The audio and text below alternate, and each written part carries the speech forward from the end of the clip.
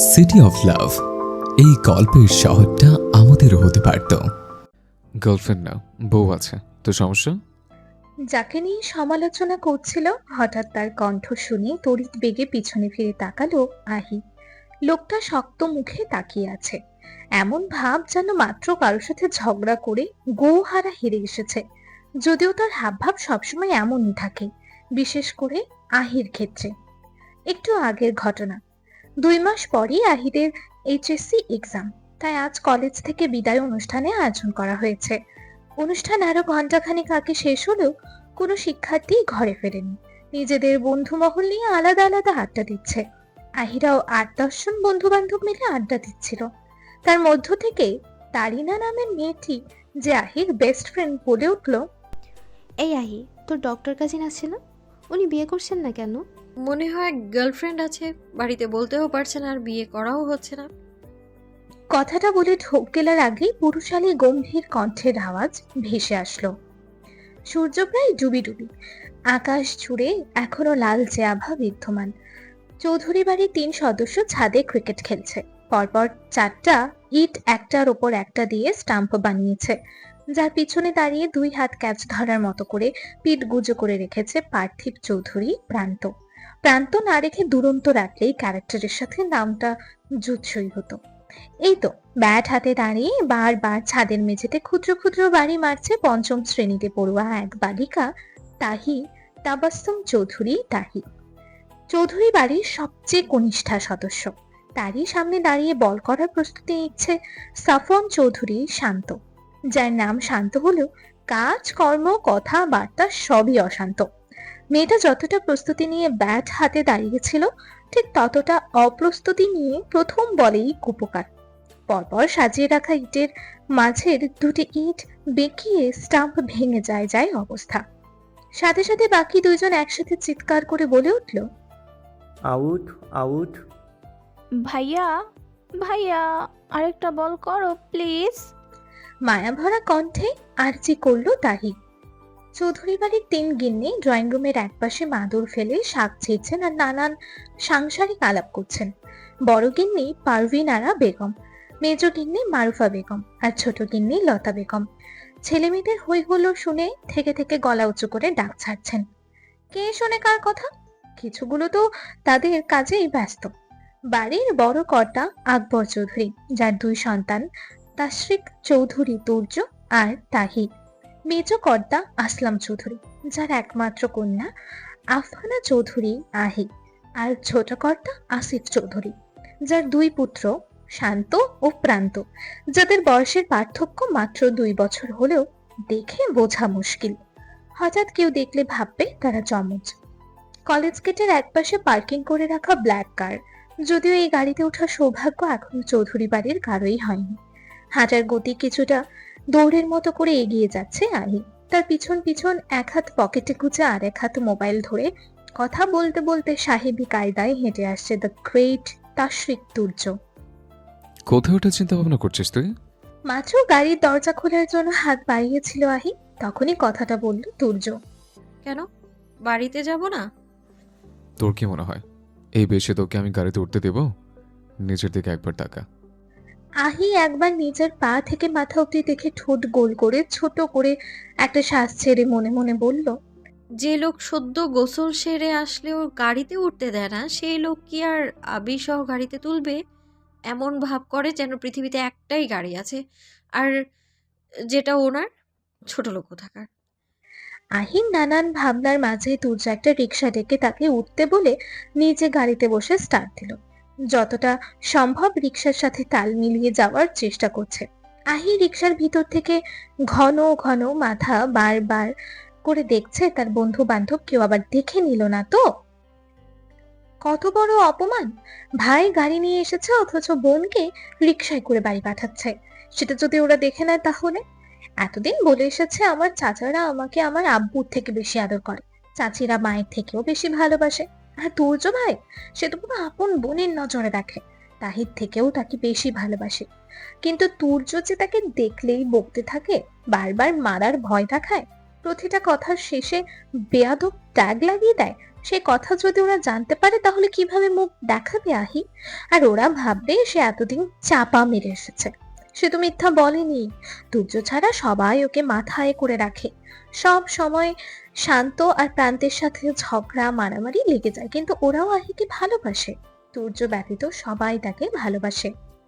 জানালার Thai glass টেনে AC on করে রেগুলেটর ঘুরিয়ে আস্তে করে ফ্যান ছেড়ে রুমের দরজাটা ভিজিয়ে দিয়ে খুব সুন্দর একটা পরিবেশ তৈরি করে পড়তে বসেছে আহি। পারলে ঘরটাকে সাইলেন্ট মুডে করে নিত, কেননা তার কাছে পড়তে বসার আগে পড়ার স্থান নিরিবিলি হওয়া দরকার। যদি বিড়াল কুকুরের মতো অন্ধকারেও আরামসে দেখতে পেত তাহলে লাইটটাও অফ করে বসতো। কিন্তু আফসোস, এত সুন্দর পরিবেশ তৈরি করেও পড়ায় মন বসাতে পারছে না। বইয়ে মুখ গুজে বসে আছে, অথচ 2 মাস পরই পরীক্ষা। তবু সে চেষ্টা চালিয়ে যাচ্ছে। আধা ঘন্টা ধরে একই পড়া পড়ছে, তবুও মাথায় ঢুকছে না। আবার যখন পড়তে মন চাইবে তখন এক একটা পড়া মুখস্থ করতে হাতে গোনা কয়েক মিনিট সময় লাগে। তখনই কেউ না কেউ এসে ডিস্টার্ব করে। অথচ এখন কেউ আসছে না, আর পড়া রেখে নিচে গেল মারুফা বেগম বকাঝকা করবেন। একটু ঘোরাঘুরি করলে যে মাইন্ড ফ্রেশ হয়, এটা তিনি বোঝেনি না। আহি, রুমে আছিস? বড় মা ডাক পেয়ে ভাবনার ছেদ ঘটলো তার। সে দ্রুত বলে উঠল, হ্যাঁ বড় মা, আছি, আসুন। সে তো মনে মনে চাইছিল কেউ আসুক আর তার পড়ায় ব্যাঘাত ঘটুক। তোকে বাড়িতে নামিয়ে সূর্য কোথায় গিয়েছে, তোকে কিছু বলেছে? চিন্তিত কণ্ঠস্বর পারভিন বেগমের। আপনার ছেলে আমাকে নামিয়ে দেননি বড় মা, রিকশায় উঠিয়ে দিয়েছে। মুখ গোমরা করে বলল আহি। বাড়ি ফিরে না হলেও 10 বারই একই কথা বলেছে। এবার পালা বড় আব্বুর কাছে বলে। কি কি বলবে মনে মনে সব সাজিয়ে নিয়েছে। বারবার একজন রেখে আর একজনকে বলছিল দেখে শান্ত বলে উঠেছিল, নালিশ করার জন্য আইপু সেরা রে। আচ্ছা মা, বাড়ি পর্যন্ত তো এসেছিস, তারপর কোথায় গেছে কিছু জানিস? তখন থেকে কল করছি, ধরছে না। না বড় মা। দাঁড়া দাঁড়া, এই তো কল করেছে। হ্যালো বাপ, কোথায় তুই? ও আচ্ছা, ফিরবি কখন? ঠিক আছে বাপ। পারভিন বেগম কথা শেষ করা মাত্রই আহি বলল, বড় মা, আপনার ছেলে তো হার্টের ডক্টর, ওনাকে বলবেন তার হাড়টা ফুটো করে একটু মধু, চিনি, রসগোল্লা, রসমালাই, তারপর জিলেপি ঢুকিয়ে নিতে, যেন ঠোঁট দিয়ে একটু মিষ্টি মিষ্টি কথা বেরোয়। আহির কথা শুনে পারভিন বেগম হাসতে হাসতে বলতে লাগলেন, সবাই কি আর একরকম স্বভাবের হয়? আর সবার মধ্যে কি সব গুণ থাকে? আহি একটু ভাব নিয়ে গল্প করার ভঙ্গিতে বলতে আরম্ভ করলো, কেন বড় মা, আমাকে দেখুন তো, আমার মধ্যে কি তো সব গুণই আছে। আমি হ্যালো আম্মু, শুনতে পাচ্ছ? ফোনের ওপাশ থেকে তুর্যের কণ্ঠ শুনে এক লাফ দিয়ে চেয়ার থেকে দাঁড়িয়ে পড়েছে আহি। ভয়ে গলা শুকিয়ে গেছে। তাহলে তুর্য ভাই কল কাটেননি? সব শুনে ফেলেছে। এবার আর রক্ষে নেই তার। পারভিন বেগম ফোন কানে ধরলেন। তিনিও বুঝতে পারেননি যে তুর্য এখনো কল কাটেনি। নরম কণ্ঠে ডাক ছুড়লেন তিনি। আব্বা। কেবল আহির পক্ষে সুপারিশ করবেন তার আগেই তুর্যের রাশভারী কণ্ঠস্বর ভেসে আসলো। লাউড স্পিকারে দাও। ছেলের কথা মতো তিনি স্পিকার লেখা জায়গায় চাপ দিলেন। ফের জিজ্ঞেস করলো তুর্য, দিয়েছ? আব্বা, মেয়েটাকে কিছু। এবারেও পারভিন বেগম কথা শেষ করতে পারলেন না। ওপাশ থেকে গম্ভীর কণ্ঠটা চিবিয়ে চিবিয়ে বলতে আরম্ভ করলো, বাড়ি ফিরে হার্ট ফুটো করে গোটা তোকে ঢুকিয়ে নেব, রেডি হও। মেয়র সাহেব দেখেন, এইবারও আপনি বিজয় হইবেন। আপনার ফিল্ড ফার্স্ট ক্লাস। ঠোঁটে হালকা হাসি রেখে লোকটার পিঠের ওপর হাত দিয়ে দুটো ক্ষুদ্র ক্ষুদ্র চড় দিলেন আসিফ চৌধুরী। এই কাজ করায় লোকটা বোধহয় উৎসাহ পেল।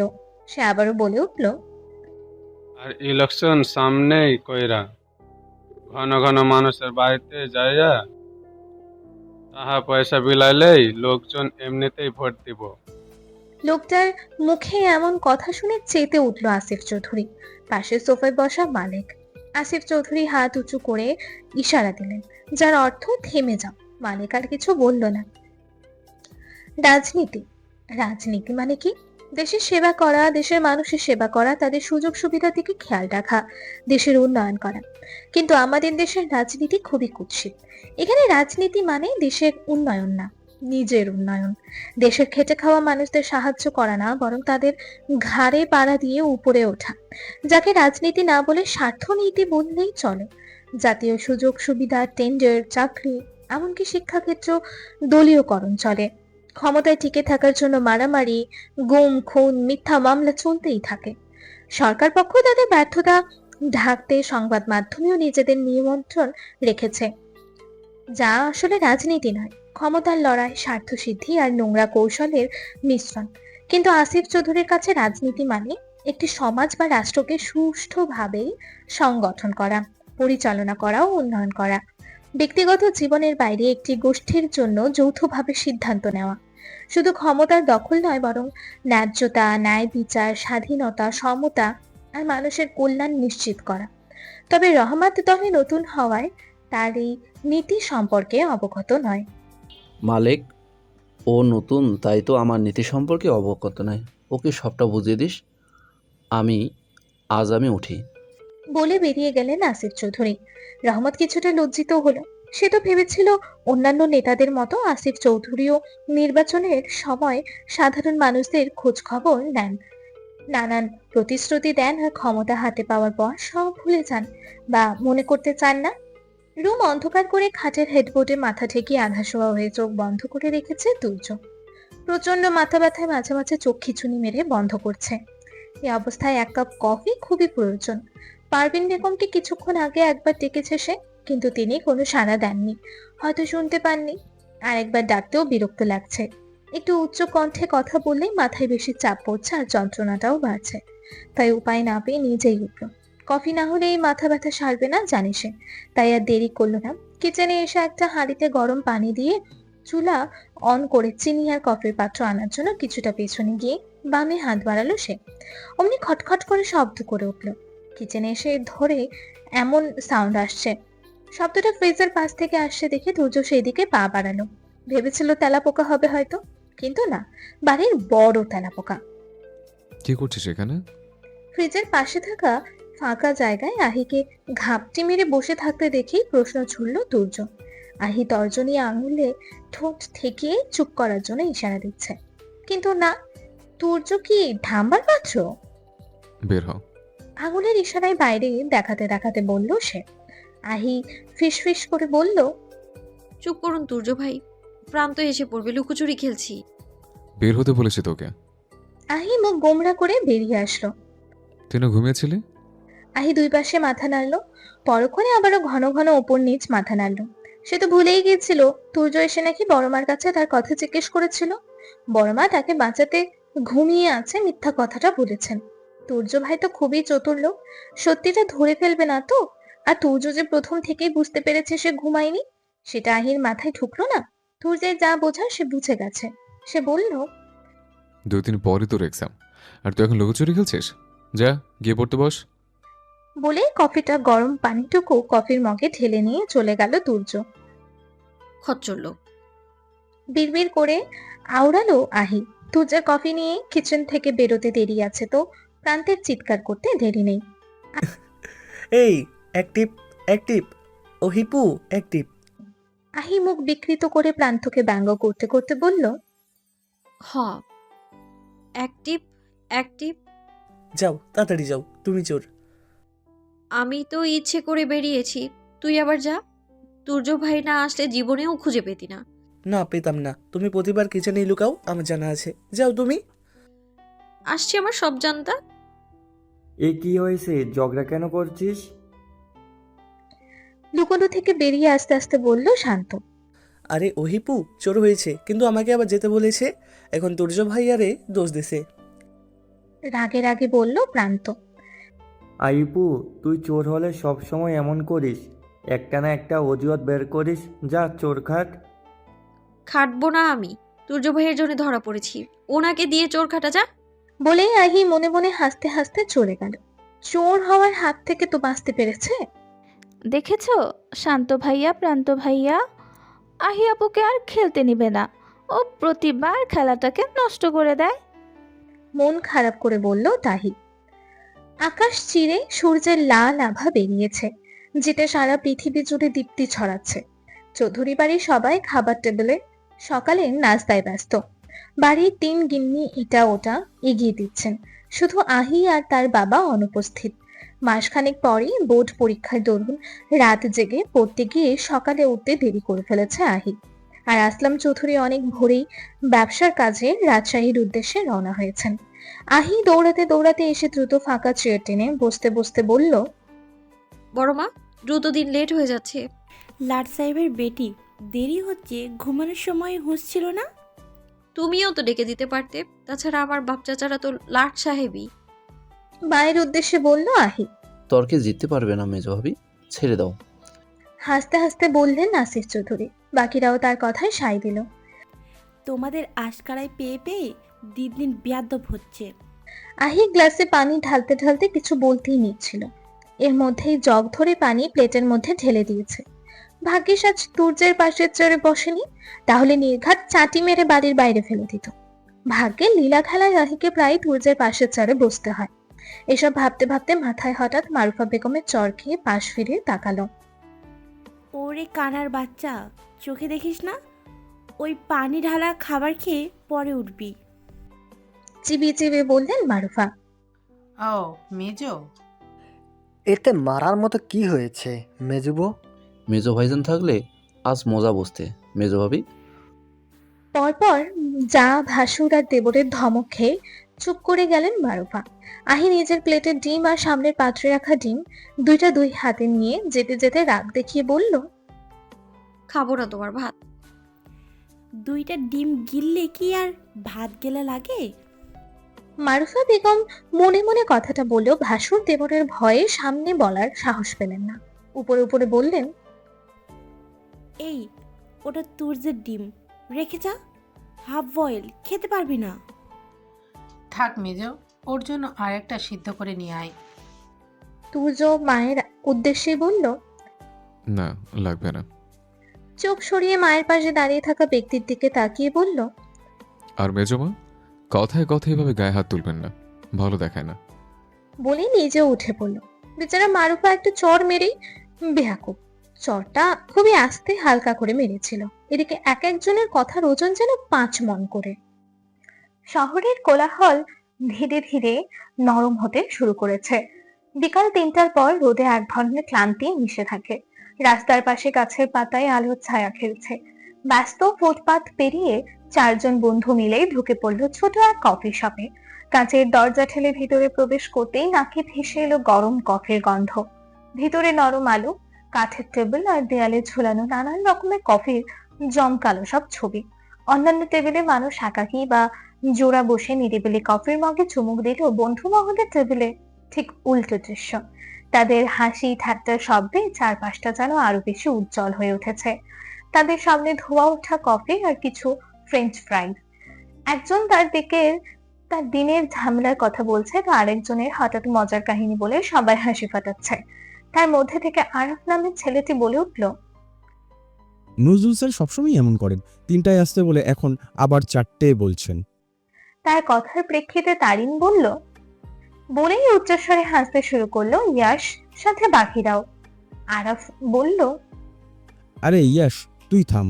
তারিন, তোদের বাগানে একটু তেঁতুল গাছ আছে না? সেটার উপরে উঠে নাচবি আর গান করবি। তেঁতুল গাছের পেতনি আমায় দেখতে কেমন ভ্যাট ভ্যাটকায়। তারপর কি তেঁতুল পেড়ে খাবি আর ভিডিও করবি।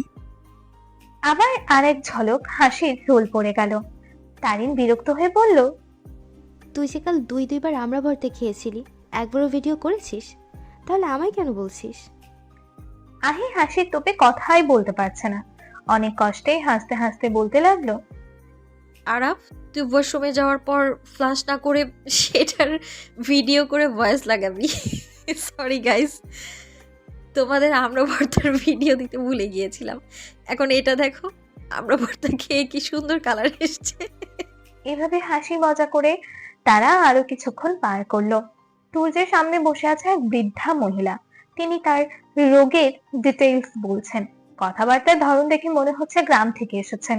তার রোগের কথা শুনে তুর্য কিছু ওষুধ আর টেস্টের নাম প্রেসক্রাইব করে দিয়ে বলল, এখানে কিছু টেস্ট দেওয়া আছে, টেস্ট রিপোর্ট নিয়ে কাল আবার আসবেন। জানতাম মনা, তাহা খাওয়ার জন্যে তুমি এক গাধা টেস্ট হাতে ধরাইয়া দিবা। তুর্য বোধহয় হাসলো। গ্রামের মানুষেরা সত্যিই সহজ সরল হয়, না হলে এমন কথা মুখের ওপর বলা যায়? তুর্য মুখে সামান্য হাসি লাগিয়ে প্রেসক্রিপশনের পাশে একটা ডায়াগনস্টিক সেন্টারের নাম লিখতে লিখতেই বলল, এখানে যে নাম ঠিকানা লিখে দিচ্ছে সেখানে গিয়ে আমার নাম বলবেন, 1 টাকাও লাগবে না। বৃদ্ধা অবাক হলেন এবং চলে গেলেন। তারপর একটা তরুণ ছেলে আসলো। তুর্য টেবিলে চোখ রেখেই তার নাম আর বয়স জানতে চাইলো। ছেলেটা তার নাম বলল। নাম শুনে তুর্য তার দিকে তাকিয়ে বলল, কি সমস্যা? আসলে স্যার, আমি একজনকে ভীষণ ভালোবাসি, কিন্তু তাকে জানাতে পারছি না। এখন কি করতে পারি? এখানে হার্টের চিকিৎসা করা হয়, প্রেমের না। আরে ডাক্তার সাহেব, প্রেম তো হার্টের মধ্যেই থাকে। তাছাড়া কথা শেষ না করতে দিয়ে তাসিনকে থামিয়ে তুর্য বলল, ফাজলামো না করে যায় এখান থেকে, অনেক পেশেন্ট দেখা বাকি এখনো। দূর ভাই, আপনি একটা পার্সোনাল চেম্বার খুলতে পারেন না? আপনি বললে আপনার জন্য পার্সোনাল মর্গের ব্যবস্থা করতে পারি। করব? সেখানে নিয়ে একান্ত আপনাকে ট্রিটমেন্ট করব। কথাটা শুনেই তাসিন হাসতে আরম্ভ করলো। তাসিন তালুকদার তুর্যের বন্ধু মহলের এক সদস্য। এতদিন দেশের বাইরে ছিল, কাল রাতেই দেশে ফিরেছে। ভেবেছিল ওখানেই সেটেল হবে, কিন্তু দেশ ও দেশের মানুষের মায়ায় আবারও ফিরে এসেছে। সকল মায়া ত্যাগ করে বিদেশে না থেকে দেশে থেকে নিজের বাবার ব্যবসার হাল ধরাই শ্রেয়। ফ্রি হবি কখন? যখন হব তখন বলবো, টাইম ওয়েস্ট না করে যায় এখন। তোর কাঠখোট্টা স্বভাব আর গেল না। বলেই একটা হাই তুলতে তুলতে চলে গেল তাসিন। প্রতিদিন সন্ধ্যায় চৌধুরী বাড়িতে এটা ওটা নাস্তা তৈরি হলেও আজ পিঠা বানানোর তোড়জোড় চলছে। বাড়ির 3 গিন্নি হাতে হাতে সবটা সামলাচ্ছে। মারুফা বেগম মিক্সার মেশিন চাল গুঁড়ো করে দিচ্ছেন, আর লতা বেগম সেটা চেলে অন্য পাত্রে রাখছেন। পারভিন বেগম অন্যান্য জোগাড় করছেন। আহি রুম থেকে মিক্সার মেশিনের শব্দ শুনেই দৌড়ে আসলো। বরাবরই পিঠা তার প্রিয় খাবারের মধ্যে একটা। শব্দ শুনেই বুঝতে পেরেছে আজ পিঠা বানানো হবে, তাই খুশিতে গদগদ হয়ে বলল, পিঠা বানাচ্ছেন বড় মা? পারভিন বেগম হাতের কাজ সারতে সারতে বললেন, হ্যাঁ, ফ্রিজে দেখ 2টা আইসক্রিম রাখা আছে, একটা থইকা, অন্যটা শান্তের জন্য রেখে দে। আহি ফ্রিজের দিকে এগোতে এগোতে বলল, কে এনেছে? তুর্য, শোন, আগে দুধের পাতিলটা দিয়ে যা। আহি গন্তব্য পাল্টে দুধের পাতিলের দিকে এগোতে এগোতে বলল, কত পানি পড়ে আছে, সাবধানে পা ফেলবেন, পা ফেলে কাজ করবেন বড় মা। তাই এসে আকাম করে রেখে গেছে। আমি সাবধান আছি, তুই সাবধান। পারভিন বেগম কথা শেষ করার আগেই আহি হোঁচট খেয়ে পাতিলে রাখা দুধের প্রায় অর্ধেকটাই ফেলে দিয়েছে। সাথে সাথে মারুফা বেগম চেঁচিয়ে উঠে বললেন, ওরে আকাম্মার ঢেকি, এখন দুধ কোথায় পাবো? ফ্রিজে আর কোনো দুধ নেই। আহি মুখ কাঁচুমাচু করে দাঁড়িয়ে আছে। পারভিন বেগম লক্ষ্য করে বললেন, মেয়েটা কি ইচ্ছে করে করেছে নাকি? আহি, তুই গিয়ে তুর্যকে বল বাইরে থেকে দুধ নিয়ে আসতে। এমনি সময় হলে আহি তুর্যের রুমে যেতে না করে দিত, কিন্তু এখন মায়ের হাত থেকে বাঁচতে হলে তাকে যেতেই হবে, না হলে আর রক্ষে থাকবে না। আহি তুর্যের রুমের সামনে এসে কয়েকবার ডাকাডাকি করেও কোনো সাড়া না পেয়ে রুমের ভিতর প্রবেশ করলো। সারা রুম তন্ন তন্ন করে খুঁজেও না পেয়ে একবার ওয়াশরুমের দরজায় কয়েকবার টোকা দিল। না, সেখানেও নেই। থাকলে নিশ্চয় দরজা লক করা থাকতো। ফের কয়েকবার ডাকলো। এবার বিরক্ত হয়ে বলল, এই ট্রাউজার ভাই আবার কোথায় গেলেন? তোর পেছনে। আহি বুকে এক খাবলা থুতু দিয়ে তাড়াতাড়ি ক্যাবলা মার্কা হাসি দিতে দিতে পেছনে তাকালো। তুর্য 2 হাত আড়াআড়ি ভাবে বুকে বেঁধে শক্ত দৃষ্টি মেলে চেয়ে আছে। তুর্য ভাই? কয়েকদিন আগের ঘটনা। আহি আর তাহি দুজনে মিলে লতা বেগমের মোবাইলে ভিডিও দেখছিল। তখন একটা ভিডিও সামনে আসে যেখানে একজন বিদেশি বাংলা বলার চেষ্টা করছে। সে সব অক্ষর যেমন তেমন ত অক্ষরটা মোটেও উচ্চারণ করতে পারছে না। ট এবং ঠ একসাথে মিক্সড করে উচ্চারণ করলে যেমন শোনা যায়, শব্দটা ঠিক তেমনই শোনা যাচ্ছে। তখন আহি ভিডিওটা পজ করে লোকটার মতো কথা বলার চেষ্টা করছিল। মাথা হাতড়ে সবার প্রথম ত দিয়ে শুরু তুর্যের নাম পেল, তাই বারবার উচ্চারণ করছিল ঠুর্য ভাই, ঠুর্য ভাই। একসাথে অনেকবার উচ্চারণ করায় তাহি হাসতে হাসতে বলেছিল, আপু, তুমি বারবার ওভাবে বলায় ট্রাউজার ভাই শোনা যাচ্ছে। তুর্য সামনের দিকে এগোতে এগোতে বলল, তোর জন্য কি ট্রাউজারও পরতে পারবো না? যাক, তুর্য তাহলে বোঝেনি আহি তার সুন্দর নামটাকে বিকৃত করে ট্রাউজার বলেছে। সে হয়তো ভেবেছে বাড়িতে ট্রাউজার পরে ঘোরে বলে আহি এমনটা বলেছে, তাই হাসতে হাসতে বলল, আল্লাহ, এত বড় মানুষ ট্রাউজার না পরলে কেমন দেখা যাবে? কেন, লুঙ্গি পরবো, দেখিস না তোর বাপ চাচারা পরে। আহি এবার কল্পনার রাজ্যে ঢুক দিল। তুর্য লুঙ্গি পরে বাগানে হাঁটাহাঁটি করছে। হঠাৎ একটা দমকা হাওয়া আসলো, অমনি বাতাসে তার লুঙ্গি উড়ে মাথায় উঠে গেল। তাড়াতাড়ি মাথা থেকে লুঙ্গি নামিয়ে এদিক ওদিক চোরা দৃষ্টি ফেললো সে। কেউ দেখে নেয়নি তো? এই ভয়ে অমনি আহি আড়াল থেকে বের হয়ে বলল, দেখ কালাইছি, কয়া দিব। ভেবেই উচ্চস্বরে হাসতে লাগলো আহি। তার হাসির শব্দ যেন ঘরের প্রতিটা দেয়ালে দেয়ালে ধ্বনিত হচ্ছে। তুর্য বিরক্ত হয়ে ভ্রু কুঁচকে ফেলল। এত হাসির কি হয়েছে সে তো আর জানে না। এদিকে তার সামনে দাঁড়িয়ে থাকা কিশোরী মনে কত কিছু কল্পনা করে ফেলেছে সে।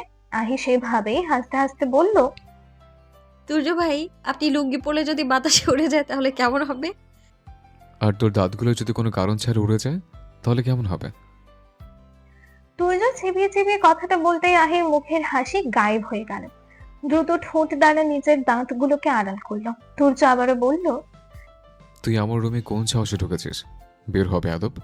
শেষ কথাটা ধমকে বলল সে। আহি মুখ কালো করে রুম থেকে বেরোতে বেরোতে বলল, বড় মা, আপনাকে দুধ আনতে যেতে বলেছেন, খালি খালি আর বাঘের গুহায় পা দেইনি। বলেই একটা ভেঙচি কাটলো। শেষ কথাটা বিড়বিড় করে বলল সে। তাতে কি, তুর্য কি শুনতে পাইনি? সব সময় এই বাতাসের কথায় কান দিলে পরে কত। সময় চলমান, দিনের গন্ডি পেরিয়ে সপ্তাহ, সপ্তাহের গন্ডি পেরিয়ে মাস, এবং দেখতে দেখতে কিভাবে 2টা মাস পার হয়ে গেছে। আজ আহির উচ্চ মাধ্যমিক পরীক্ষার প্রথম দিন।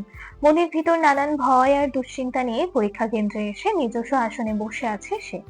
তবে পরীক্ষার চিন্তায় মগ্ন না থেকে সে মগ্ন তুর্যের চিন্তায়। একটা মানুষ কতটা খারাপ হলে পরীক্ষার দিনেও বকাবকি করে। এই যে আহি যে রুমে বসে আছে, সেই রুমে কত মেয়ের বড় ভাইয়েরা তাদের মাথায় হাত বুলিয়ে বুলিয়ে কত কিছু বলে গেছে। আর তার বড় ভাই সিটটা খুঁজে দিয়ে চলে গেল, একটা কিছু বললো না। তার ওপর দিয়ে আসার সময় দিমাগ দেখিয়ে বলল, তোর বাপ চাচারা কি আমাকে গামলা পেয়েছে? আরো কত কি। সেসব কথা মনে করে আহি মন খারাপ করতে চায় না। সে কি বলেছে নাকি তাকে নিয়ে আসতে? বড় আব্বু বলেছেন, তাই বকাটা তাকেই দিতে পারতেন, কিন্তু সে সাহস তো আর নেই। সে শুধু পারে আহির সাথে এমন ভাব করে যেন সে বাড়ির প্রেসিডেন্ট আর বাকিটা সাধারণ খেটে খাওয়া জনগণ। আহির এইসব আজগুবি চিন্তা ভাবনার মধ্যে 6 জন শিক্ষক শিক্ষিকা খাতার প্রশ্নপত্র নিয়ে হাজির হয়েছেন। সে দ্রুত নিজের ভাবনার জগৎ হতে বেরিয়ে এলো। শিক্ষক শিক্ষিকারা সবাইকে খাতা আর ওয়েমার শিট দিয়ে সবটা বুঝিয়ে দিলেন। গুনে গুনে তার 30 মিনিট পর ঘন্টার আওয়াজ শুনে প্রশ্নপত্র দিয়ে দিলেন। শুরু হলো দীর্ঘ 2 বছরের অর্জিত জ্ঞান খাতা কলমে প্রকাশের পালা। দীর্ঘ 28 মিনিট ধরে একটানা বক্তৃতা শেষে বাড়ি ফিরেছেন সাবেক মেয়র লাইক শিকদার। সূর্যের কড়া তাপ, তার উপর ধীরে ধীরে জনগণের কাছে জমানো ইমেজ নষ্ট হয়ে যাওয়ার রাগ, দুটো মিলে যেন মুখশ্রী রক্তিমতর হয়ে উঠেছে। বছরের পর বছর ধরে আয়ত্ত করা নিজের ইমেজ মুহূর্তের মধ্যে কেমন নষ্ট হয়ে যাচ্ছে। সে যখন ক্ষমতায় ছিল তখন কি জনগণের সেবা করেনি? তাদের সুযোগ সুবিধা দেখেনি? তাহলে কেন তার এই পরিণতি?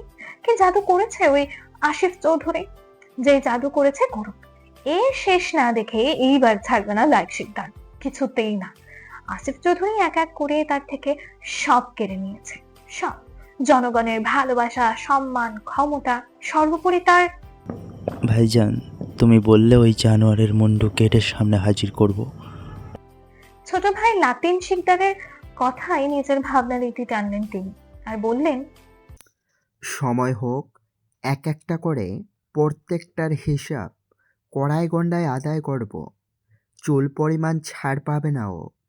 আমার থেকে যতগুলো জিনিস কেড়ে নিয়েছে, ওর কলিজা কেটে ততগুলো ভাগ করে শূকর দিয়ে খাওয়াবো। সেটা নিজের চোখে না দেখা পর্যন্ত আমার কলিজায় শান্তি ফিরবে না ভাইজান।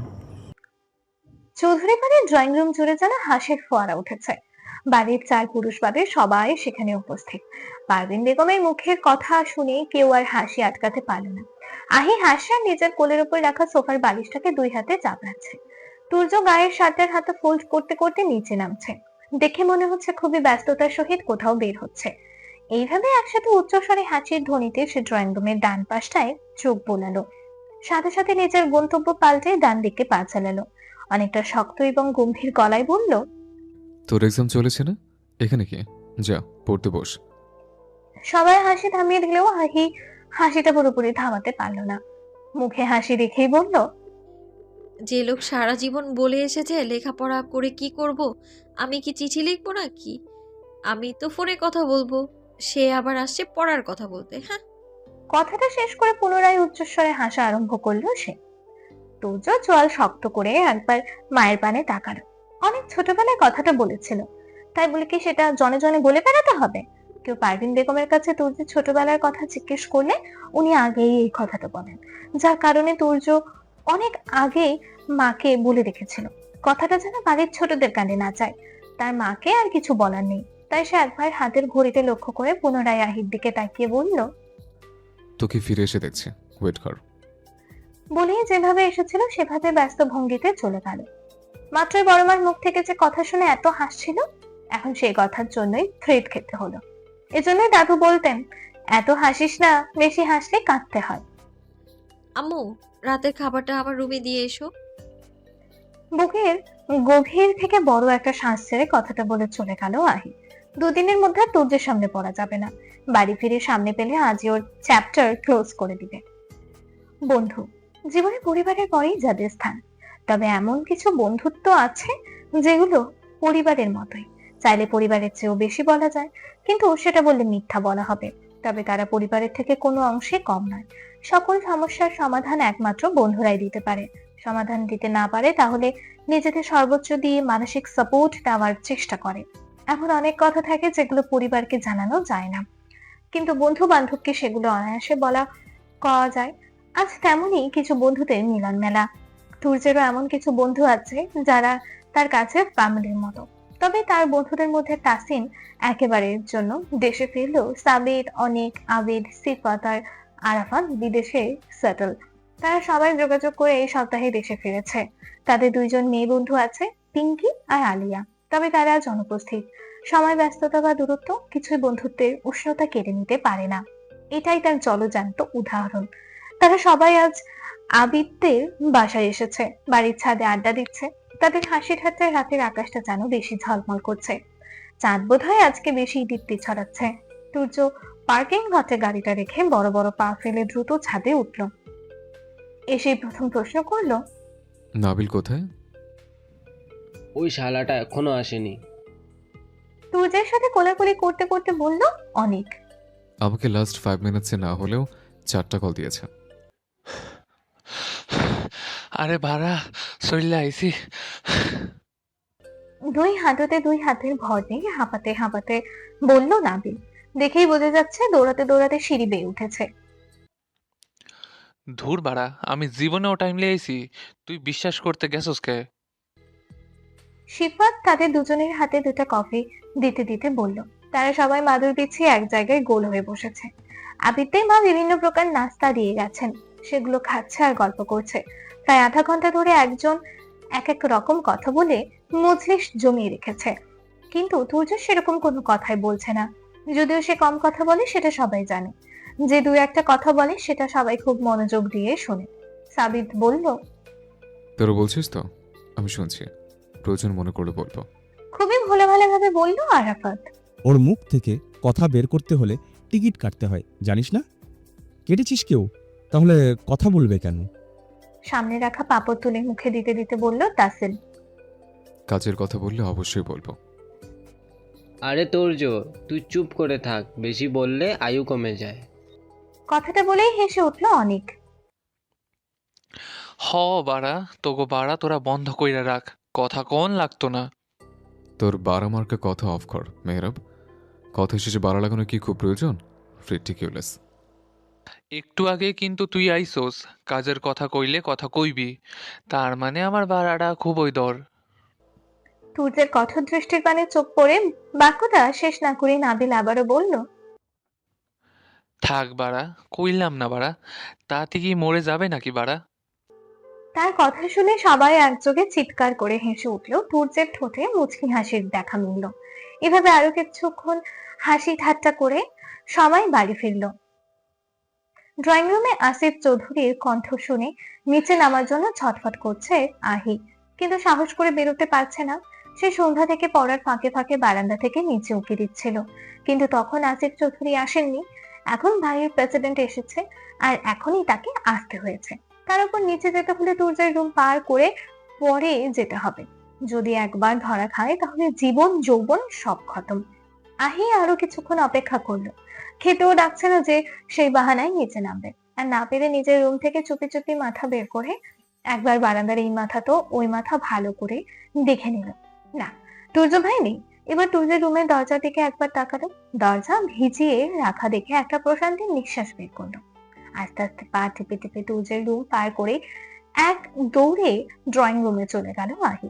এসেই হাঁপাতে হাঁপাতে বলল, ছোট বাবা, কাল এক্সাম দিতে আপনি নিয়ে যাবেন। আসিফ চৌধুরী সোফায় বসে চা খাচ্ছিলেন আর টিভিতে খবর দেখছিলেন। আহিকে এইভাবে হাঁপাতে দেখে টিভি বন্ধ করে নিজের পাশে বসতে ইশারা করে বললেন, আচ্ছা বসে কথা বলো, আমাকে কেন যেতে হবে? রহিম কি ছুটিতে আছে? না, রহিম চাচা আছেন, কিন্তু কাল আপনি নিয়ে যাবেন। আমার কাল তো একটা মিটিং আছে মা, অন্য একদিন যাই। আহি, এক কাপ কফি দিয়ে যা। আহি কিছু বলতেই নিচ্ছিল, কিন্তু ওপর থেকে তুর্যের কণ্ঠ শুনে সেদিকে তাকালো। মানুষ বলে না, যেখানে বাঘের ভয় সেখানেই রাত পোহায়। সত্যি আজ আহি শেষ। এত চুপি চুপি এসেও বাঘের হাতে ধরা পড়তেই হলো। ফার্স্ট কথাটা বলেই তুর্য আবারও নিজের রুমে চলে গেল। আহি দ্রুত এক কাপ কফি হাতে ইউনুস নবীর দোয়া পড়তে পড়তে তুর্যের রুমের কাছে গিয়ে দাঁড়ালো। দরজায় দুইবার কড়া নেড়ে বলল, তুর্য ভাই কফি দিয়ে যা। শেষ। আহি এবার সত্যি সত্যি শেষ। সে যদি ভুলেও বা দরকারে কখনো তুর্যের রুমে যায়, তখন পারলে ঘাড় ধরে বের করে তুর্য। আর এখন রুমে ডাকছে কেন? দরজা লাগিয়ে উড়ুম কেলাবে নাকি? তাহলে কাল পরীক্ষা দিবে কিভাবে? ইয়ার গ্যাপ গেলে তো শান্ত আর প্রান্ত ফেলটুস বলে খ্যাপাবে। কি হলো? তুর্যের ধমকে ভাবনার জগৎ থেকে বের হলো আহি। জামা উঁচু করে বুকে কয়েকবার থুথু দিয়ে রুমে প্রবেশ করলো। তুর্য ডিভানে বসে দুই উরুর ওপর ল্যাপটপ রেখে কি যেন করছিল। আহিকে দেখে কফি রাখার জন্য টি টেবিলের দিকে ইশারা করলো। আহি টেবিলের উপর কফি রেখে যেতে নিচ্ছিল, কিন্তু পেছন থেকে তুর্য বলে উঠল, এক্সাম হলে কি হয়েছে? এভাবে সরাসরি আসল কথাটা শুনে আহি থতমত করতে করতে বলল, কি হবে? কিছু না। তুর্য এবার ল্যাপটপ থেকে চোখ সরিয়ে আহির দিকে তাকালো। উরুর ওপর থেকে ল্যাপটপ ডিভানে রেখে উঠে আহির দিকে এগিয়ে যেতে যেতে বলল, রং ঢং না করে তাড়াতাড়ি বলে ফেল। কিছু হয়নি তো ভাইয়া। মায়ের খাবি নাকি বলবি? আমার পাশে যে মেয়েটা বসেছে সাবা, ও আমার কাছে তাহি থেকে শুরু করে বড় আপু পর্যন্ত সবার সম্পর্কে জানতে চেয়েছিল। তখন আমি বলেছি আমার বড় আব্বু আর আব্বুর ফ্যামিলি বিজনেস সামলান। মেয়র আসিফ চৌধুরী আমার ছোট বাবা, আর বড় ভাই নাম করা হার্ট সার্জন। তখন আমার পেছনের মেয়ে দুটো হাসতে হাসতে বলেছিল, তোমার মেয়র চাচাকে একদিন নিয়ে এসো, চাপা মারার জায়গা পায় না, তাই ছোট বাবাকে কাল সাথে করে নিয়ে যাব। মাথা নিচু রেখে মিনমিন করে কথাগুলো বলল আহি। এতক্ষণ খুব মনোযোগ সহকারে তুর্য কথাগুলো শুনছিল। আহি কথা থামাতেই সে বলে উঠল, এক্সাম দিতে গিয়েছিলে নাকি শো অফ করতে? শো অফ করতে যাব কেন? সাবা জিজ্ঞেস না করলে বলতাম নাকি? আচ্ছা যা এখন। জীবনের প্রথম সে তুর্যের কাছে ধমক না খেয়ে যেতে পেরে মনে মনে খুবই খুশি খুশি লাগছে। হেলে ধুলে রুম থেকে বের হচ্ছিল, হঠাৎ বিছানায় চোখ পড়ল। পা থামিয়ে জিজ্ঞেস করলো, তুর্য ভাই, আপনার কি পায়খানা হয়েছে? তুর্যকে কিছুক্ষণ শক্ত দৃষ্টিতে তাকিয়ে থাকতে দেখে আহি আবারও বলল, না মানে এই যে বিছানার উপর হলুদ ট্যাবলেট রাখা, তাই বললাম আর কি। আজকে তোর গায়ে হলুদ? আল্লাহ, আমার গায়ে হলুদ হলে আপনি জানতেন না? তাহলে হলুদ ড্রেস পরেছিস কেন? হলুদ কালারের ড্রেস পরলে গায়ে হলুদ হয় নাকি? তাহলে হলুদ কালারের ট্যাবলেট হলে সেটা পায়খানার ট্যাবলেট হয় নাকি? ইডিয়েট, বের হ। এটা তো হওয়ারই ছিল। আহি নিজের কাছে খারাপ লাগছিল।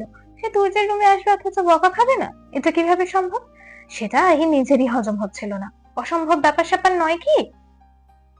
সকাল সকাল চৌধুরী বাড়ির সবাই নাস্তার টেবিলে ব্যস্ত। বাড়ির বড় আর মেজো কর্তার ফ্যাক্টরি, ছোট কর্তার রাজনৈতিক কার্যকলাপ, বড় ছেলের ডাক্তারি আর বাকিদের স্কুল, সব মিলিয়ে সবাই ব্যস্ত ভঙ্গিতে নাস্তা সারছে। অন্যান্য দিনের মতো বাড়ির কর্ত্রীগণ আজও সবাইকে খাওয়াতে ব্যস্ত। ইদানিং প্রান্ত একটা কথা বলার সুযোগ খুঁজছে, কিন্তু পাচ্ছে না। তবে আজকের পরিবেশ দেখে মনে হচ্ছে এখনই সুযোগ, তাই সবার দৃষ্টির আকর্ষণের জন্য গলা খাকারি দিল। এটা প্রান্তের বরাবরের অভ্যাস। কোনো সিরিয়াস বা নালিশ জাতীয় কথা বলতে হলেই সে এমনটা করে। আকবর চৌধুরী ব্রেডে জ্যাম লাগাতে লাগাতে বললেন, কি বলবে বলে ফেল। আসলে বোর আব্বু ওহিপুর এক্সাম চলছে, তবুও ও প্রায় লুকিয়ে লুকিয়ে আম্মুর ফোন নিয়ে যায়। আহি গালে খাবার তুলতেই নিচ্ছিল, প্রান্তের কথা শুনে খাবারটা প্লেটে রেখে দাঁত কিটমিট করে বলল, এই দুরন্তের বাচ্চা, আমার লাগলে আমি নেব না, তোর কি? আকবর চৌধুরীর দিকে ঘাড় ঘুরিয়ে নরম কণ্ঠে বলল, বড়াবু, তারিনের থেকে কিছু ইম্পর্টেন্ট নোট নিতে 2 দিন নিয়েছিলাম। আল্লাহ, আমি তো ভুলে গিয়েছিলাম আমাদের আহি বড় হয়ে গিয়েছে, তার একটা ফোন দরকার। আহি প্রান্তকে উদ্দেশ্য করে বলল, নালিশ করে কয়টা বালিশ সেলাই করলি? হ্যাঁ, আমাকে একটা দিস কিন্তু। প্রান্তের অবস্থা খুবই করুণ। কোথায় ভেবেছিল একটু বকা শোনাবে, সেটা তো হলোই না, উল্টো ফোন পাস হয়ে গেল। আসলে অন্যের জন্য কুয়া খুলে সেই কুয়ায় নিজেকেই পড়তে হয়। আহি, তোকে কতদিন বলেছে আমার পাশে বসে পা নাচানাচি করবি না? তুর্যের ধমকে পা নাচানো থামিয়ে দিল আহি। প্রান্তকে ভোতা মুখে খাবার চিবোতে দেখে মনের আনন্দে পা নাচাচ্ছিল। সেটা আর হতে দিল না এই ট্রাউজার ভাইটা। শান্তের কথা শুনে আহির ইচ্ছা করছে কানের উপর একটা লাগাতে। ঠিক, আহি এক্সামের পরের দিনে কিনে দিব মা। ঠিক আছে। তুর্য নাস্তা সেরে একটা টিস্যু নিয়ে হাত মুছতে মুছতে বলল, অ্যাডমিশনের আগেই বাড়িতে যেন কোনো মোবাইল না আসে। বড় আব্বু এক্সামের পরে কিনে দেবে শুনেই আহির খারাপ লাগছিল। আর এখন সোজা অ্যাডমিশনের পর? আহি এইটুকু সময়ের মধ্যে কত কিছু ভেবে রেখেছিল। ফোন পেলেই এটা করবে ওটা করবে, তার কিছুই হলো না। সব ভাবনায় এক বালতি গরম পানি ঢেলে দিয়ে চলে গেলেন তুর্য ভাই। একেই বলে অতি আশা যার কপাল পুড়ে তার। অতি আশা যার কপাল পুড়ে তার।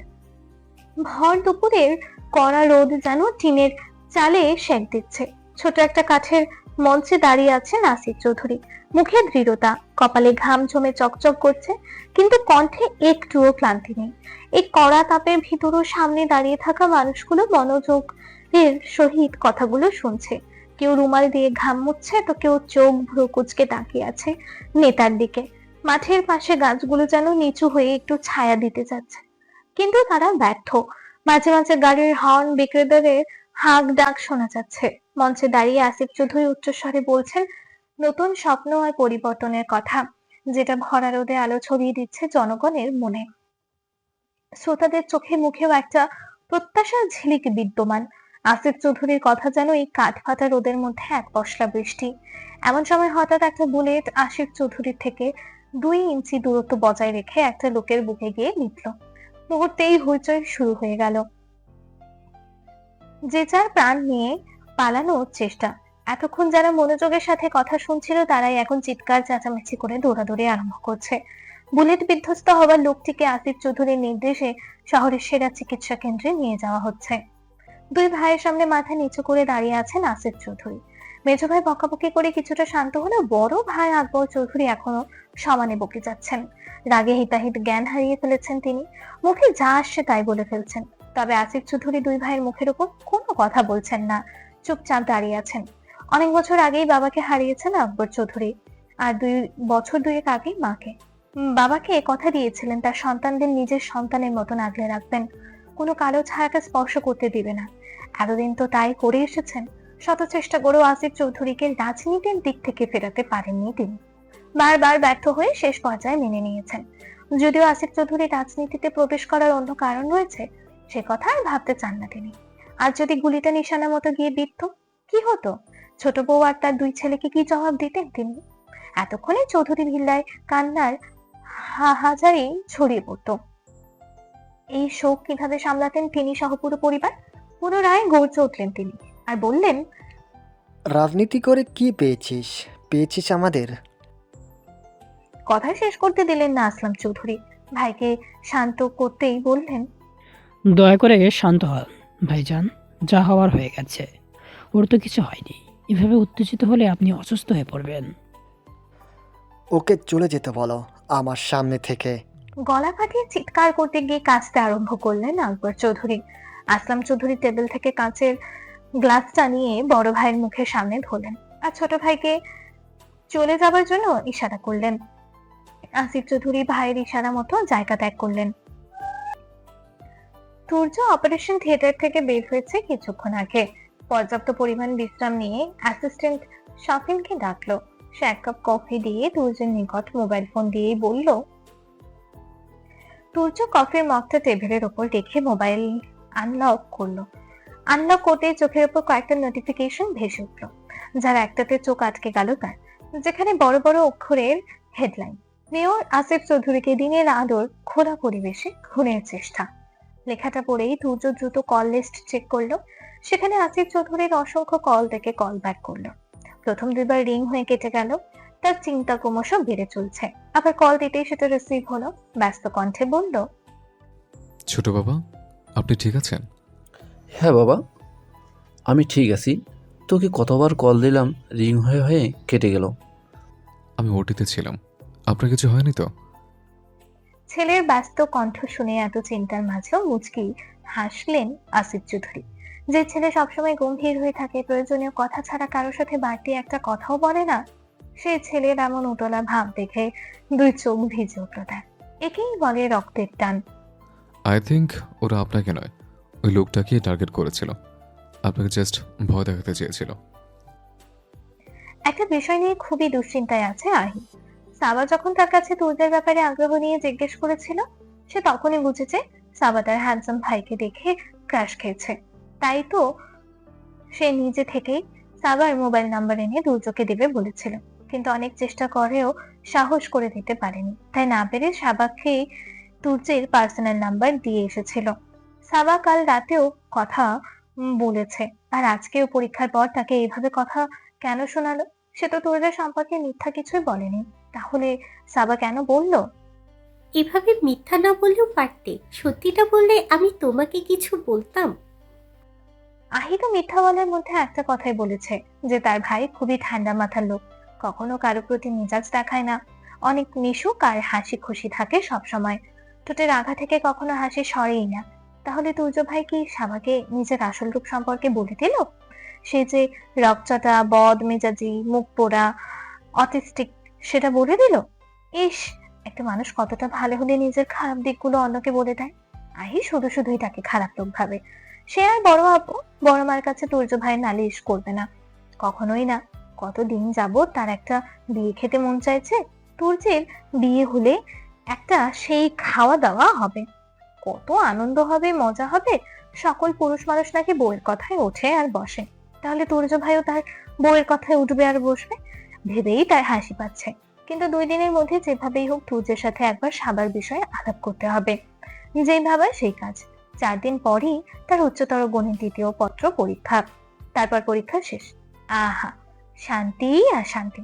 আহি তার সময় নষ্ট না করে বইখানা আর একটা খাতা নিয়ে তুর্যের রুমের উদ্দেশ্যে রওনা দিল। অঙ্ক করতে করতে একবার সাবার বিষয়টা বলে দেখা যাবে। দরজায় টোকা দিতে দিতে বলল, তুর্য ভাই, আসবো? কি দরকার? একটা ম্যাথ বোঝার আছে। আয়। আহি ভিতরে গিয়ে বই খাতা টেবিলের উপর রেখে চেয়ার টেনে বসলো। খাতা টেবিল পাশাপাশি হওয়ায় তুর্য বিছানা থেকে না নেমেই হাতের মোবাইলটা পাশে রেখে টেবিলের দিকে ঘুরে বসে বলল, বই বের কর। আহি বইয়ের পাতা উল্টাতে উল্টাতে বলল, তুর্য ভাই, আপনি তো ম্যাথ খুব ভালো পারেন, তাহলে ইঞ্জিনিয়ার না হয়ে ডক্টর হতে গেলেন কেন? সে কৈফিয়ত কি তোকে দেব? সাথে সাথে মুখখানা ফ্যাকাশে হয়ে গেল আহির। ভালোভাবে কথা বলতেও যে সময় লাগে, খারাপ ভাবে কথা বলতেও সেই সময় লাগে। তাহলে এই লোক এমন কেন করে? আজ তো খাটাস একটা। আসিফ চৌধুরী এবং থানার ওসি মুখোমুখি বসে আছেন। সামনে কয়েক প্রকার নাস্তা, চা, কফি ও পান সিগারেট রাখা। সেদিনে সেই অপ্রীতিকর ঘটনা সম্পর্কে কথা বলছেন। গুলিবিদ্ধ লোকটাকে কয়েকদিন লাইফ সাপোর্টে রাখার পর লোক গমন করেছেন। বৃদ্ধা মায়ের একটাই সন্তান ছিল আর লোকটার ফুটফুটে 2টা সন্তান আছে। বৃদ্ধা মা যখন কান্নায় ভেঙে পড়েছিল তখন তিনি কথা দিয়ে এসেছিলেন তার খাওয়া পড়া থেকে বাচ্চার পড়ালেখা যাবতীয় খরচ তিনি বহন করবেন। কালপ্রিটকে সেটা আশিক চৌধুরী বুঝতে পারলেও পর্যাপ্ত প্রমাণের অভাবে সরাসরি ধরতে পারছেন না। যতই হোক সাপেক মেয়র, ক্ষমতা তারও কম নয়। সন্দেহের বশে কিছু বললে উল্টো তার উপরে হায়রানির অভিযোগ ঠুকে দিবে না, তার কি গ্যারান্টি আছে? তাদের দুজনের কথার মাঝেই মালিক ভাই ভাই বলে উচ্চ কণ্ঠে ডাকতে ডাকতে ভিতরে এসে বলল। মালিকের কথা শুনে অনেকটা অপ্রস্তুত হলেন ওসি মোস্তফা সর্দার। তিনি এতক্ষণ ধরে যে আসিফ চৌধুরীকে বোঝাচ্ছিলেন তারা এ কয়দিন টানা পরিশ্রম করেও শুটারকে খুঁজে পাননি। শহরের উলি গুলি তন্ন তন্ন করে খুঁজেছেন। আসিফ চৌধুরী তার অপ্রস্তুত চেহারা দেখে বললেন, ওসি সাহেব, আপনি এখন আসতে পারেন। আসলে মেয়র সাহেব, তাকে কথা শেষ করতে দিলেন না আসিফ চৌধুরী। দলের একটা ছেলেকে বললেন, সাইফুল, ওসি সাহেব গাড়ি পর্যন্ত পৌঁছে দে।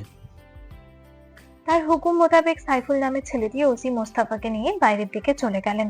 টানা 1 ঘন্টা 27 মিনিট ধরে পড়ে পুরো মাজা লেগে গেছে আহির। সূর্যের একটাই কথা, আমার কাছে পড়তে হলে মশায় কামড়ালেও নড়তে পারবি না। ব্যাপারটা খুবই কষ্টদায়ক। একইভাবে রোবটের মতো কতক্ষণই বা বসে থাকা যায়? আর নড়লেই বই ধরে মাথায় একবার। এত কষ্ট করে মাজা ব্যথা করে বসে থেকেও আসল কথাটা বলতে পারেনি এখনো। কিভাবে কথা শুরু করবে সেটাও বুঝতে পারছে না। হঠাৎ কিছু একটা মনে পড়লো তার। বই গোছাতে গোছাতে বলল, তুর্য ভাই, আপনার পারফিউমের ঘ্রাণটা দারুণ। তুই আমার পারফিউমের ঘ্রাণ নিতে এসছিস? না, তা হবে কেন? অনেক কাছাকাছি বসে আছেন তো, তাই নাকে চলে এসেছে। তুর্য কিছুটা দূরে সরে খাটের হেডবোর্ডে মাথা এলিয়ে দিয়ে বলল, ঘন ঘন কথা বলে মাথা না খেয়ে কোন উদ্দেশ্যে এসেছিস ফটাফট বল। আহি যে তার রুমে উদ্দেশ্যবিহীন এক পাও ফেলে না সেটা তুর্যের ভালো করেই জানা আছে। আহি মিনমিন করতে করতে বলল, সাবাকে আপনি কি বলেছেন? তুর্য কিছুক্ষণ নীরব থেকে সাবাকে সেটা মনে করার চেষ্টা করলো। তারপর দ্রুত হেডবোর্ড থেকে মাথা তুলে উল্টো প্রশ্ন করলো, 1 সেকেন্ড, ওই মেয়েকে আমার পার্সোনাল নাম্বার কে দিয়েছে? আহি তোতলাতে তোতলাতে বলল, আমি কি করে বলবো? তুর্য চোখ সরু করে বলল, জানিস না তুই? আহি এদিক ওদিক মাথা নাড়ালো, যার অর্থ সে জানে না। তুর্য মনে মনে কিছু একটা ভেবে বলল, না জানলেই ভালো। ওই মেয়েটা আমার সাথে ফ্লার্ট করার চেষ্টা করছিল, জানিস? আমি জানতে চাইলাম তাকে আমার নাম্বার কে দিয়েছে। দেন আহি উতলা হয়ে জিজ্ঞেস করলো, তারপর কি? থামলেন কেন তুর্য ভাই? নাম বলে দিয়েছে নাকি? না রে, নামটা কিছুতেই বললো না। মেবি করা নির্দেশ ছিল। দেন আমি বলেছি যে তোমাকে নাম্বার দিয়েছে সে আমার বউ হয়। ইন ফিউচার আর ডিস্টার্ব করবে না। এটা কেন বললেন? আল্লাহ গো, আমি আপনার বউ কবে কথাটা পুরোপুরি শেষ হওয়ার আগে আহি নিজের 2 হাত দ্বারা মুখ চেপে ধরেছে। ইস, আবারও ভুল করে ফেললো। তুর্য ভাই কথার জালে ফাঁসি সত্যিটা বের করেই নিল। আহি আর 1 সেকেন্ড অপেক্ষা না করে দৌড়ে রুম থেকে বের হয়ে গেল। তুর্য বিছানা থেকে নামতে নামতে বলল, একদম পালাবি না, বদমাস। দাঁড়া বলছি। আহি কি আর তুর্যের ডাক শুনে? সে তো আজও দোল কালো দোল। হাদিসে আছে জীবন বাঁচানো ফরজ। তাছাড়া এখনই মরে গেলে তুর্য যে বইয়ের কথায় উঠছে আর বসছে সেটা কিভাবে দেখবে? শত চেষ্টা করেও তাহির কান্না থামাতে ব্যর্থ 2 ভাই শান্ত আর প্রান্ত। নানান প্রকার সান্ত্বনা দিয়েও থামাতে পারছে না তাকে। প্রতিদিনের মতো আজ বিকেলেও তারা খেলার জন্য ছাদে যায়। তবে ক্রিকেট ব্যাট না পেয়ে মায়েদের কাছে জিজ্ঞেস করলে জানতে পারে গতকাল তাদের চেঁচামেচির জন্য তুর্যের ঘুমে ব্যাঘাত ঘটেছে। তাই সে ব্যাট আর বল নিজের রুমে নিয়ে গিয়েছে। যার ওইগুলো লাগবে তাকে তার মানে তুর্যের সাথে দেখা করতে বলেছে। তুর্যের রুমে ব্যাট আনতে যাওয়ার সাহস ওদের কারোরই নেই। এখন তারা বুঝতে পারছে আহির মর্ম। আহির পরীক্ষা না হলে যেভাবেই হোক সে তুর্যের রুম থেকে ব্যাট নিয়ে আসতো, চুরি করে হলেও এনে দিত। তাই খেলার আর কোনো জিনিস না পেয়ে তারা রান্না ঘর থেকে একটা লেবু নিয়ে সেটা দিয়ে খেলছিল। খেলার মধ্যে হঠাৎ লেবুটা তাহির চোখে গিয়ে লাগে, যার ফলস্বরূপ সে এখন কান্না করছে। তাকে সান্ত্বনা দিতে শান্ত বলল, থাক আপি, কান্না করে না। ভাইয়া কি দেখে দিয়েছিল নাকি? কান্না করে না। প্রান্ত বলল, কাঁদিস না বনু, কাল কলেজের থেকে ফেরার সময় চকলেট নিয়ে আসবো, ঠিক আছে? আমি সবাইকে বলে দেব তোমরা আমাকে ইচ্ছা করে মেরেছো। হেঁচকি তুলতে তুলতে বলল তাহি। ইচ্ছা করে কোথায় মারলাম? ভুল করে লেগে গেছে। তুই কি অহিপুর মতো হয়ে গেলি তাহি? নালিশ করার ভয় দেখাচ্ছিস? এখন আমি যদি কানা হয়ে যাই তাহলে আমাকে কে বিয়ে করবে? তাহির কথা শুনে শান্ত আর প্রান্ত বহু কষ্টে হাসি থামিয়ে রেখেছে। শান্ত দুষ্টুমি করে বলল, নো টেনশন তাই, পান্ত আছে না, ও তোকে বিয়ে করবে। প্রান্ত শান্তের পিঠে একটা কিল দিয়ে রেগে বলল, আমি কেন? তুই ঘাই মেরেছিস, তুই বিয়ে করবি। তাহি কান্নার বেগ আরেকটু বাড়িয়ে দিয়ে বলল, দেখেছো, তোমরাই আমাকে বিয়ে করতে চাইছো না, তাহলে অন্য কেউ কেন করবে? পরীক্ষা শেষে কলেজ গেটের সামনে দাঁড়িয়ে আছে আহি। প্রতিদিন পরীক্ষা শেষের আগেই রহিম গাড়ি নিয়ে দাঁড়িয়ে থাকলেও আজ এখনো আসেনি। রহিম ছাড়া অন্য কেউ, মানে আকবর চৌধুরী বা আসলাম চৌধুরী বা তুর্য যেই আসুক না কেন, পরীক্ষা শেষে বের হয়েই তাদের দেখতে পায়। আহি বারবার ঘড়ির দিকে তাকিয়ে সময় মাপছে। 10 মিনিট হয়ে গেছে, এখনো কাউকে দেখা যাচ্ছে না। সে মাথা উঁচু করে ঘাড় ঘুরিয়ে এদিক ওদিক দেখার চেষ্টা করছে কেউ এসেছে কিনা। হঠাৎ রাস্তার ওপাশে তুর্যের গাড়ি দেখতে পেল। সবে পার্ক করে গাড়ি থেকে নামছে সে। সাদা শার্ট ইন করে পরা ও চোখে কালো রোদ চশমা। শার্টের খুলে রাখা প্রথম 3টা বোতামের ভাঁজে চশমা রাখতে রাখতে সে এদিক ওদিক তাকিয়ে আহিকে খোঁজার চেষ্টা চালাচ্ছে। আহি দ্রুত ভিড় ঠেলে তুর্যের সামনে গিয়ে দাঁড়িয়ে বলল, তুর্য ভাই, এই যে আমি। তুর্য আহির হাতের কবজি ধরে নিয়ে যেতে যেতে বলল, গাড়িতে ওঠ, প্রচণ্ড রোদ, ফাস্ট। আহি পা থামিয়ে দিল। এভাবে দাঁড়িয়ে পড়ায় তুর্য চোখে মুখে বিরক্তি নিয়ে ঘাড় বাঁকিয়ে আহির পানে তাকিয়ে বলল, কি? আপনি না বলেছিলেন লাস্ট এক্সামের দিন আমাকে রিকশায় নিয়ে যাবেন? তুর্য এবার পুরোপুরি ঘুরে দাঁড়িয়ে আহির হাত ছেড়ে বলল, আমি বলেছিলাম নাকি তুই বলেছিলি? আমি বলেছিলাম, কিন্তু আপনি তো না বলেননি। তাহলে কি হ্যাঁ বলেছিলাম? না, আপনি তো কোনো কথাই বলেননি। আর নীরবতা সম্মতির লক্ষণ। চুপচাপ গাড়িতে ওঠ। রিকশা করে না নিলে আপনি যে 10 মিনিট লেট করে এসেছেন সেটা আমি বড় আব্বুকে বলে দিব। অনেকটা ভয় পেয়েছে, নে এখন গাড়িতে ওঠ। আহি এবার নরম কণ্ঠে মিনতির সুরে বলল, চলুন না ভাইয়া প্লিজ। ট্রাস্ট মি, আমি একবারের জন্য হলেও ভেবেছিলাম তোকে রিক্সা করে নিয়ে যাব, বাট এখন নিয়ে গেলে তুই ভাববি তোর থ্রেড খেয়ে নিয়ে যাচ্ছে। ভাববো না, নিয়ে চলুন না প্লিজ। সরি, এখনো সেই সুবর্ণ সুযোগ নেই। প্লিজ। চুপচাপ গাড়িতে উঠবে নাকি রেখে যাব? আহির কথার মাঝেই বলে ওঠে তুর্য। আহিও আর কথা না বলে চুপচাপ মন খারাপ করে উঠে পড়ে। সেও জানে তুর্য যখন একবার না করেছে সেটা আর হ্যাঁ হবে না, পৃথিবী উল্টে গেলেও না, শুধু শুধু অপমানিত হওয়া। মাগরিবের নামাজ শেষে জায়নামাজে বসে তাসবিহ পাঠ করছেন পারভিন বেগম। সমস্ত ঘর জুড়ে হালকা আলো। তিনি তাসবিহ পাঠ করছেন আর সন্ধ্যায় ছেলে মেয়েদের জন্য কি নাস্তা তৈরি করবেন সেটা ভাবছেন।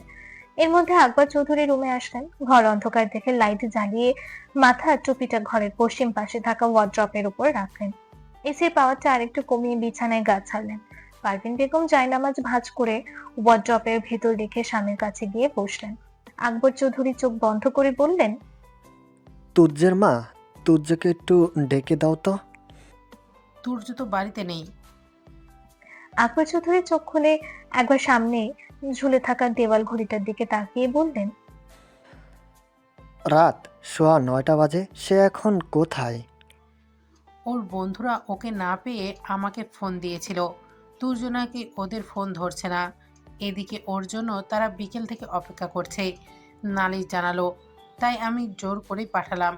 আচ্ছা, ওকে একবার বলো আমার সাথে দেখা করতে। আর তুমি এখন বিশ্রাম নাও। না না, বাচ্চাদের জন্য নাস্তার ব্যবস্থা করতে হবে। বিশ্রাম নিন, আপনার চা আমি আইকে দিয়ে পাঠিয়ে দেব। বলেই পারভিন বেগম ড্রয়িং রুমের উদ্দেশ্যে চলে গেলেন। তুর্যকে সামনে রেখে বাকি দুই বন্ধু তাসিন আর নাবিল এমন ভাবে তাকিয়ে আছে যেন 1000 বছর ধরে খুঁজতে থাকা ফেরারি আসামিকে ধরতে পেরেছে। আসামিকে ধরতে পারার আনন্দে যেন বোবা হয়ে গিয়েছে, শুধু শক্ত দৃষ্টি মেলে তার দিকে তাকিয়ে আছে। তুর্য বিরক্ত হলো, নীরবতা ভেঙে শক্ত কণ্ঠে বলল। নাবিল চেঁচিয়ে উঠে বলল, বাড়ার কথা কইতে আইস না তুর্য, যাবি না কেন?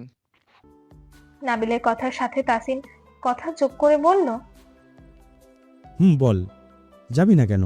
পিঙ্কি আলিয়া ওরাও যাবে, তাহলে তোর কি সমস্যা? ওরা গেলে আমাকে যেতে হবে? তোরা যা ইয়ার, আমি নেক্সট ট্রিপে যাব। এবার তোরা ঘুরে আয়।